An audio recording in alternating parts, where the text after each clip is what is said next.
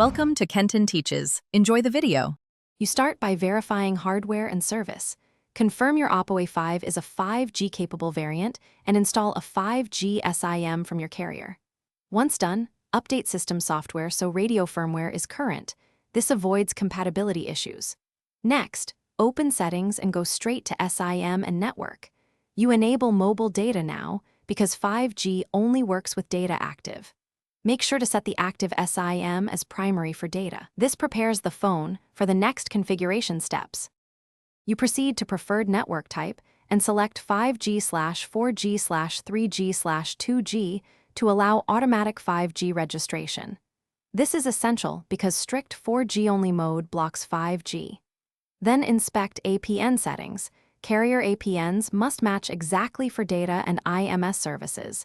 If they differ, edit fields using carrier values.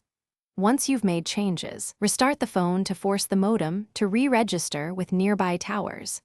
After reboot, you finish by confirming 5G connectivity. Go to a verified 5G coverage spot and run a speed test to see expected throughput. If you don't see 5G, try quick troubleshooting. Toggle airplane mode for 10 seconds, then turn it off. If that fails, power down, reset the SIM, or reset network settings to clear misconfigurations. Make sure to contact your carrier if problems persist because sometimes provisioning, IMS, or band support must be enabled on their side. This step resolves most stubborn issues.